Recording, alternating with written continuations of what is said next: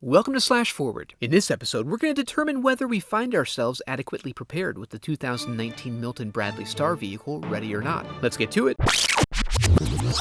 We open on a slow pan across a variety of classic board games, creating a light and playful atmosphere, followed by toddlers running through the hallways, as one would expect. After Alex is shoved into a wardrobe, Daniel finds a grown man pleading for his help, as one would expect. He sounds the alarm and some grown-ups come to help by dragging the gentleman off for some sort of ritualistic murder ceremony. And now off to bed, you scamp. 30 years later, we find Grace practicing her vows pre-ceremony. Daniel from the opening walks in to connect some dots for us. He and Alex are part of the Ladomus gaming empire. Alex isn't too keen on his family and gives his near-future bride one last chance to walk away. Through pictures, we learn that his family is indeed primarily comprised of elitist douchebags. But the ceremony went off without a hitch. Back in their marital bed, the mood turns sexual. But then Aunt Helene sends it off a cliff in order to tell them that everyone's waiting downstairs. Oh hey, thanks. Alex comes clean, explaining that all new family members must play a game that determines the game they must play in order to be welcomed into the family. It's a simple rite of passage, and I guess it's as good as sex.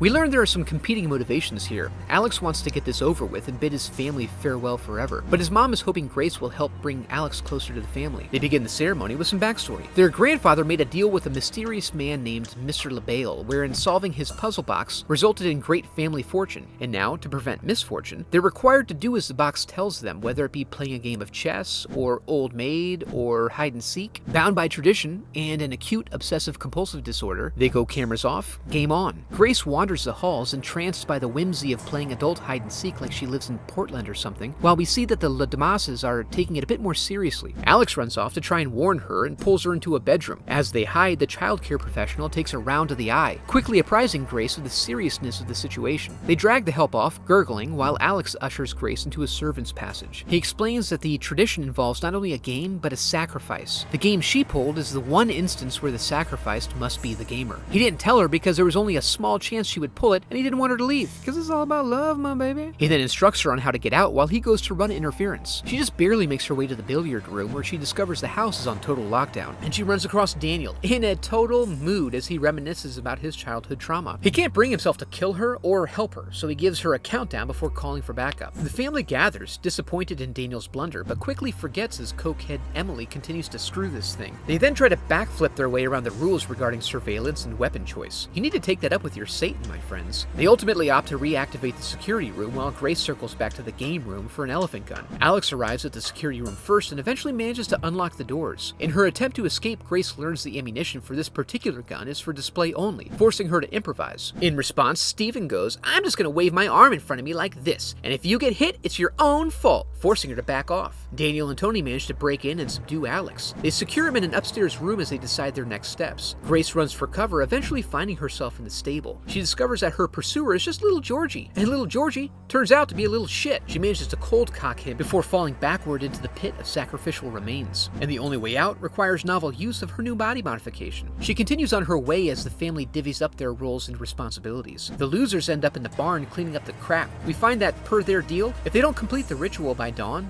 they're dead. Begging the question, do they all deserve to die? Do the children? Certainly seems like they do, but Daniel's not so sure. So, after a series of unfortunate events results in Grace finding herself disheveled in a wooded alcove, she's greeted by Daniel, who seems to be much more sure of his loyalties now. Back at the house, Becky has a heart-to-heart with her son, and we find that this isn't all about fun. There's a deep-seated fear of what will happen if they don't appease their demonic benefactor, none of them actually knowing for sure if the family myth is for real, despite their commitment. They begin the preparations, explaining their satanic obligations to the children and donning their ceremonial robes and vestments. Grace manages to wake up just as they begin the incantations, providing her the opportunity to witness the beauty of other cultures. How lucky. Before they can get to the end point, they all start puking blood, a conveniently timed mild poisoning thanks to Daniel, who's really having a time of figuring out who he is. And he and Grace run off right as Alex finishes his woodworking project. Daniel's wife Charity is having no such existential crisis as she shoots her husband to maintain her standard of living. Alex finds Daniel leaving his emotional state nearly untethered. When he walks in on Grace after she went primitive on his mom, and then she rebuffs him, he realizes the only thing he has left is family, and he comes back into the fold. They do a speedy version of the ritual this time, but their lack of care causes them to botch it. After they realize the sun has come up and they have completely failed, they all wince in anticipation. We get our first concrete indication that the family legend is really bullshit.